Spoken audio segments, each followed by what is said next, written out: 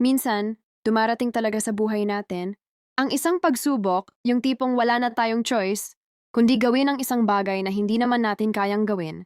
Ngunit kailangan dahil sa kagipitan. Isang kwento, hango sa pangyayari sa ating sender.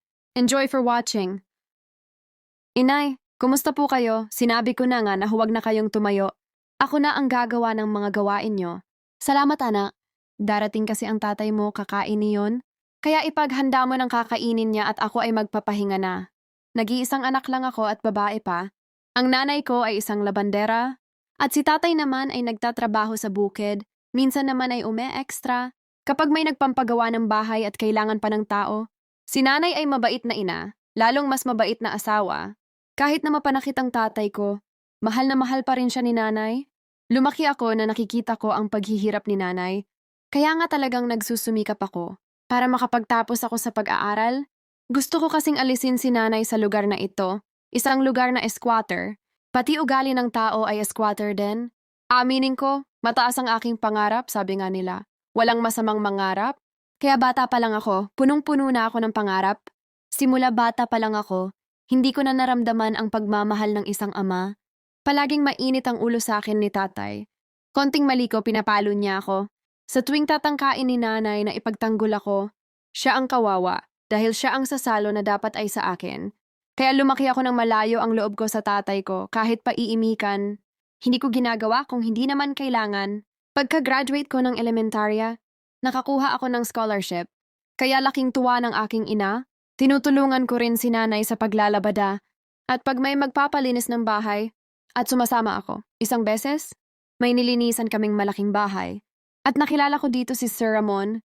Nasa 50 na siya at byudo na. May dalawa siyang anak na puro lalaki. At may mga pamilya na, malagkit ang tingin sa akin ni Sir. Para akong hinuhubaran. May pagkagwapo rin naman si Sir, at hindi halatang matanda na. Lumapit ito sa akin, tinanong ako kung ilang taon na ako. Sinabi ko na 18 na. Malaking bulas daw ako, sabi ni Sir. Siguro dahil sa hirap at puro trabaho na agad. Kaya batak ang katawan, tumawa pa itong si Sir. Nang matapos kaming maglinis ng bahay, binayaran na kami. Nagulat kami dahil malaki ang ibinayad sa amin ni nanay. Tuwang-tuwa naman ako, sabi pa ni Sir.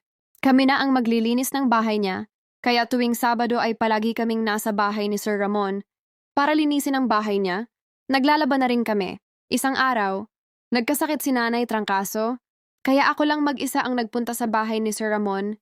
Tinanong niya kung bakit nag-iisa ako. Kaya sinabi ko na may sakit si inay, kailangan ng pahinga. Sinabi ko rin na baka pwedeng umuwi ako ng maaga para maibili ko ng gamot ang nanay ko dahil wala pa kasi akong pera na pambili. Nagtanong si Sir bakit walang pambili. Tuwing linggo ay nagbabayad ako sa inyo. Dinagdagan ko pa nga dahil sa'yo. Tapos sabi ng nanay mo, may trabaho naman ang tatay mo. Paanong walang pambili ng gamot? Nag-iisang anak ka lang naman. Oo nga po, Sir Ramon. Nag-iisa nga lang po ako. Pero ang tatay ko po kasi, palagi niyang kinukuha ang pera ng inay para pangsugal niya. Kaya po kami ni inay ang naghihirap ngayon. Natulala si Sir Ramon, kita ko na may kirot siyang naramdaman. Dahil mapagmahal na ama si Sir sa kanyang mga anak, kahit pa may kanya-kanyang pamilya na ang mga anak niya. Sige pa rin ang kanyang suporta. Pasensya ka na iha. Ako na ang bibili ng gamot para sa nanay mo. Maiwan ka muna dito. Napayakap ako kay Sir Ramon, napaiyak ng bahagya dahil sa tuwa. Maraming salamat po, Sir Ramon. Hulog po talaga kayo ng langit sa amin ni nanay. Pagbalik ni Sir ay dala na niya ang mga gamot ni inay. May mga prutas na din at mga tinapay. Maaga akong pinauwi ni Sir, binaon ko ang tuwa sa puso ko. Inay, andito na po ako, may dala akong gamot para sa inyo. May prutas at tinapay din. Bigay lahat ito ni Sir Ramon. Walang sumasagot. Kaya agad akong pumunta sa kwarto ni inay. At nakita ko na nakahalandusay siya sa sahig. Agad ko siyang itinayo, ngunit walang malay. Agad akong humingi ng tulong sa aming mga kapitbahay para madala si inay sa ospital. Nung magising si inay, nagtataka siya kung bakit nasa ospital na siya. Dahil sa pagod sa pagtatrabaho ni inay, nagkaroon siya ng sakit sa baga, magtagal na gamutan ito, kaya umuwi ako sa bahay upang ibalita kay Itay. Ngunit ang sinabi ko, nagalit pa ito sa akin. At puro masasakit na salita pa ang mga narinig ko. Wala daw siyang maibibigay na pera sa akin. Kulang pang araw pambayad niya ng utang niya. Bahala daw kaming mag-ina. Umiiyak ako. Habang binabaybay ang daan, napapaisip kung saan ako kukuha ng pambayad sa ospital. at para pambili ng gamot ni inay. Hindi ko na malaya na dinala ako ng aking paa sa bahay ni Sir Ramon. Tamang-tama na sa labas si Sir. Lumapit ako. Hello po sir, magandang araw po. Oh, iha, kumusta nanay mo? Okay na ba? Wika niya. Dahil siguro sa gutom ko, ay nahilo na ako at nawala ng malay. Nang ako ay magising ay nakahiga na ako sa sofa. Sabay tanong ko kung ano ang nangyari. Iha, nahimatay ka kanina. Ano ba ang nangyari sa'yo? Halika dito sa mesa. Kumain ka muna. Hindi na ako nahiya pa. Kumain ako ng kumain. Dahil sobra na talaga ang gutom ko. Pasensya na po kayo, Sir Ramon. Kahapon pa po ako walang kain. Pagdating ko kasi kahapon sa bahay, nakita ko si inay nasa sahig at walang malay. Dinala ko po siya sa ospital. Ngayon po sinabi ko kay Itay. Pero wala po siyang pakialam kay nanay. At lalong-lalo na sa akin. Habang sinasabi ko ang aking hinanakit, ay umiiyak ako at niapos naman ako ni Sir Ramon. Nagsalita akong muli, Sir Ramon, pakiusap po. Kailangan po namin ng tulong nyo. Gagawin ko po ang lahat-lahat ng gusto nyo. Kung ano ipapagawa mo po, gagawin ko. Tulungan mo lang po nanay ko. Kailangan niya ng mga gamot at pambayad sa ospital. Talaga iha, lahat kaya mong gawin para sa nanay mo, wika niya. Sabay sabi ko naman ng opo, gagawin ko ang lahat, ganun ko kamahal ang nanay ko. Nanahimik si Sir Ramon, at maya-maya pa ay nagsalita na ito. Paano kung hilingin ko na magsiping tayo? Kaya mo bang sipingan ang matandang katulad ko? Para sa iyong ina, natahimik ako, dahil hindi ko inaasahan na ganito ang sasabihin niya. Dahil tinuturing ko siya na aking ama, mataas ang aking respeto sa kanya. Dahil pinakitaan niya ako ng kabaitan na wala sa aking ama, napalunok ako at sinabi ko, sige po sir, para po sa aking ina. Gagawin ko po kung iyon ang gusto niyo. Naiiyak ko pang wika. Pinasunod niya ako sa kanyang kwarto at pinaligo niya ako. Nung matapos na akong maligo, ay humiga na ako sa kanyang kama at dito ay inumpisahan na niya ang seremonya. Hinayaan ko na lang ang lahat ng kanyang ginagawa. Pumikit na lamang ako habang dinadama ang lahat. Pero may part na parang nagustuhan ko. Ang paggala ng kanyang dila at kamay ay napakalumanay kung kaya't nagugustuhan ko ito. Pagbaba niya sa baba ay minukbang niya ito ng todo. Mahahalata mo na sabik dahil nga siguro siya siyang byudo. Ang pinakamasakit ay ang pinasok na niya ng tuluyan ang aking kuweba. Napaiyak ako ng husto dahil ito ang aking kauna-unahan. Mabilis natapos si Sir Ramon. Siguro dahil sa pananabik nito, niyakap niya ako nagpasalamat. Dahil ginising ko daw muli ang natutulog niyang init, agad akong nagbihis at nagsabi na kailangan ko nang bumalik sa ospital. Hinatid niya ako at pagdating sa ospital, binayaran niya ang bill ni nanay. Binili din niya ang lahat ng gamot. Nagpasalamat muli si inay sa kanya.